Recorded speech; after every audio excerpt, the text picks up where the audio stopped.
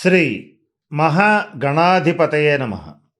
ఈరోజు మనం జూన్ 2, 2026 సంవత్సరంలో ఈ పరాభవ నామ సంవత్సరానికి రాజైనటువంటి గురుడు తన యొక్క ఉచ్చక్షేత్రమైనటువంటి ఉన్నతమైన స్థానమైనటువంటి కర్కాటక రాశిలో ప్రవేశించటం వల్ల ద్వాదశ రాశుల వాళ్ళకి అధిక భాగం శుభ ఫలితాలు ఇస్తాడు. కొద్దిమందికి కొన్ని రాసుల వాళ్ళకి కొన్ని ఇబ్బందులు కలిగిస్తాడు. అవి ఎటువంటి ఫలితాలు ఉంటాయి, వాటిని ఎలా ఒకవేళ ఇబ్బందులు వస్తే పరిహరింపజేసుకోవాలి, వాటిని ఎలా దాటాలి, ఇటువంటి అనేక అంశాల గురించి తెలియజేయడానికి ప్రయత్నం చేస్తాను. మొట్టమొదటగా దీంట్లో భాగంగా ధనురాశి వారికి ఎటువంటి ఫలితాలు రాబోతున్నాయి. ఈ ధనురాశి వాళ్ళకి గురుగ్రహ సంచార రీత్యా, అంటే 8వ స్థానంలో ఉన్నటువంటి గురుగ్రహ సంచార రీత్యా రాస్యాధిపతి అయినటువంటి ఉచ్చస్థానంలో ఉన్నటువంటి గురుడు యొక్క ప్రభావం రీత్యా మీ యొక్క మాట శాసనం అవుతుంది. మీరు ఏం చేసినా కూడా తిరుగులేని శక్తిగా మారడానికి అవకాశం ఉంటుంది. అలాగే ఈ గురుడు మీకు మంచి ఆయుర్దాయాన్ని ఇస్తాడు. మరి ముఖ్యంగా మీ శరీరంలో దేహ కాంతి పెరుగుతుంది. వీటితో పాటుగా ఆర్థికంగా మీకు మంచి అభివృద్ధిని ఇస్తాడు. అంటే 2 లేదా 3 ఖచ్చితంగా 2 ఆదాయ మార్గాలని మీకు చూపిస్తాడు. ఇది జూన్ 2 తర్వాత నుంచి ఖచ్చితంగా జరుగుతుంది. కుటుంబంలో గతంలో ఉన్నటువంటి భేదాభిప్రాయాలకి ఫుల్ స్టాప్ పడుతుంది. అన్నదమ్ముల రీత్యా కానీ, సోదరుల రీత్యా కానీ, జీవిత భాగస్వామి రీత్యా కానీ, సంతానం రీత్యా కానీ ఏర్పడినటువంటి భేదాభిప్రాయాలకి జూన్ 2 తర్వాత నుంచి ఖచ్చితంగా ఫుల్ స్టాప్ పడుతుంది. ఇది గుర్తుపెట్టుకోండి. అట్లాగే మీ వాక్కు శాసనం అవుతుంది. మీరు ఏం చెప్పినా కూడా ప్రజలు ఆమోదిస్తారు. ఇది ముఖ్యంగా రాజకీయ నాయకుల విషయంలో బాగా వర్తిస్తుంది. ధనురాశి రాజకీయ నాయకుల మాట శాసనం అవుతుంది. పదవులు వరిస్తాయి. కుటుంబ సౌఖ్యం ఏర్పడుతుంది. కుటుంబ సభ్యులతో, బంధుమిత్రులతో చక్కటి క్వాలిటీ టైంని గడుపుతారు. తద్వారా మానసికమైనటువంటి ఆందోళనలన్నీ తగ్గిపోయి చక్కగా మానసిక ఆరోగ్యాన్ని పొందగలుగుతారు. అయితే ఇక్కడ ఒకటి గమనించాలి. ఈ ధనురాశి వాళ్ళకి అర్ధాష్టమ శని సంచారం జరుగుతోంది. ఈ అర్ధాష్టమ శని సంచారం వల్ల చేసేటువంటి పనుల్లో తరచుగా బ్రేక్స్ పడుతుంటాయి. బండి చాలా స్పీడ్గా వెళ్తున్నప్పుడు పొద్దుగూకులు స్పీడ్ బ్రేకర్స్ వస్తూ ఉంటే ఎంత వేగం తగ్గిపోతుంది. అలాగే ఎన్నిసార్లు బ్రేక్స్ వేయవలసి వస్తుంది, వేయకపోతే పడిపోతాం. అటువంటి బ్రేక్స్ ఈ శని మీకు ఇస్తూనే ఉంటాడు.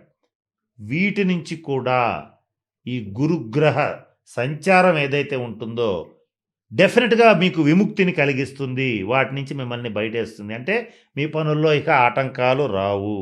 మీ ప్రయాణం సాఫీగా సాగుతుంది. అలాగే మీరు చెయ్యాలనుకున్నటువంటి ప్రతి పనిని సక్సెస్ చేసి చూపిస్తారు.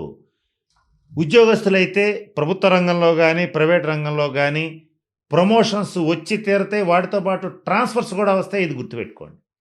అట్లాగే వ్యాపారస్తులైతే కొత్త బ్రాంచీలని నెలకొల్పగలుగుతారు. ఇది కూడా సాధ్యమవుతుంది. ఎందుకంటే మీరు ఈ గురుగ్రహ ప్రభావంతో తరచుగా ప్రయాణాలు చేయవలసి వస్తుంది. ఈ ప్రయాణాలన్నీ కూడా లాభసాటిగానే ముగిస్తాయి.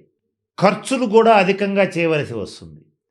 కనుక ధనురాశి వాళ్ళకి ఒక ముఖ్యమైన సూచన ఏంటంటే, మీరు ఈ జూన్ 2 తర్వాత ఏదైనా ఒకటి ఖర్చు పెట్టాలి. అంటే ఒక ఇల్లు కొనాలి, లేదా ఒక కారు కొనాలి, అలా ఏదైనా ఒక వస్తువు ఖర్చు పెట్టాలి, వస్తువు కోసం ఖర్చు పెట్టాలి అని అనుకున్నప్పుడు, లేదా ఏదైనా ఒక వ్యాపారాన్ని ప్రారంభించాలనుకున్నప్పుడు మీరు ఒక చిన్న పరిహారం చేసి ప్రారంభించండి.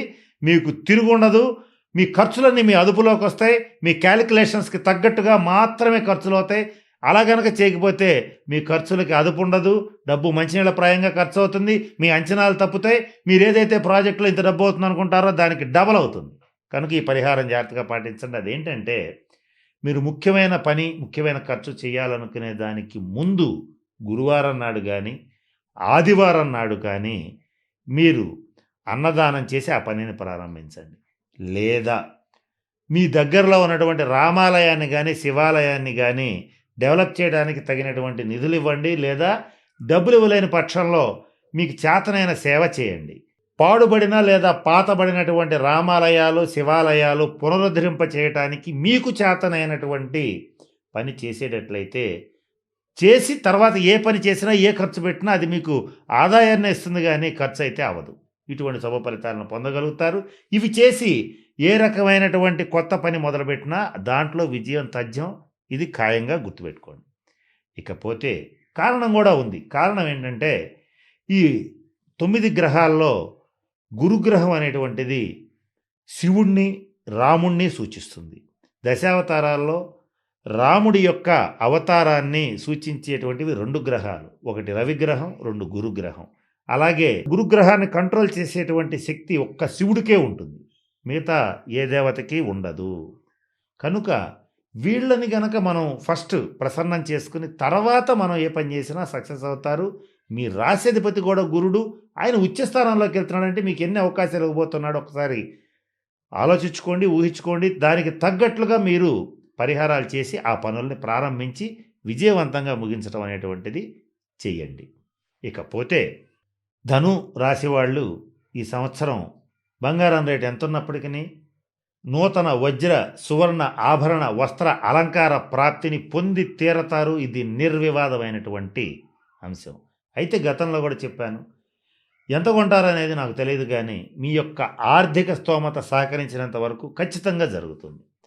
ఇకపోతే ఎవరైతే ధనురాశి వృద్ధులు ఉంటారో వాళ్ళకి మాత్రం ఆరోగ్య విషయంలో కొంచెం జాగ్రత్తగా ఉండండి. షుగర్ కంట్రోల్ తప్పుతుంది.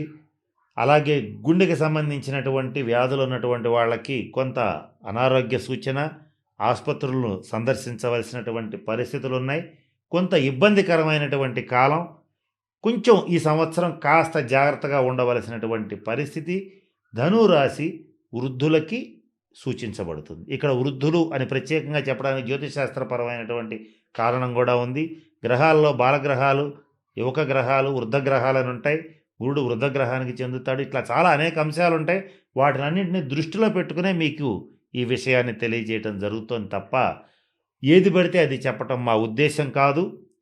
కనుక మీ ఇంట్లో ఎవరైనా సరే పెద్దవాళ్ళు ఉండేటట్లయితే వాళ్ళకి ఏదైనా కొద్దిగా అనారోగ్యం వచ్చినా వెంటనే వైద్యం అనేటువంటిది చేయించండి. నిర్లక్ష్యం చేయొద్దు, మూల్యం చెల్లించవలసి వస్తుంది. ఇది ముఖ్యంగా ధనురాశి వాళ్ళ విషయంలో చెప్పదగినటువంటి సూచన. ఇకపోతే గురువు యొక్క అనుగ్రహాన్ని సంపాదించుకోవడానికి ధనురాశి వాళ్ళు దత్తమందిరాన్ని సందర్శించటం, గురుచరిత్ర పారాయణ చేయటం, పసుపు రంగు దుస్తులు ధరించటం, ఇట్లా నేను మన వాయిస్ ఆఫ్ వేస్యం ఛానల్లో గతంలో చెప్పాను, ఇప్పుడు చెప్తున్నాను, ఇంకా చెప్తాను. వాటికి సంబంధించిన ఏ పరిహారాలైనా చేసేటట్లయితే గురువు యొక్క సంపూర్ణ అనుగ్రహం లభిస్తుంది. మీ ధనురాశికి మీ రాశ్యాధిపతి అయినటువంటి గురుడు అనుగ్రహం లభిస్తే మిగతా గ్రహ బాధలు, అర్ధాష్టమ శని బాధలు తొలగిపోతాయి. కనుకనే మన ఛానల్లో మీకు అవన్నీ ఇవ్వడం జరుగుతుంది. వాటిని పాటించి మంచి అష్టైశ్వర్యాలు, భోగభాగ్యాలు పొందుతారని మనస్ఫూర్తిగా పరమేశ్వరుని ప్రార్థిస్తూ సెలవు తీసుకుంటున్నాను. స్వస్తి.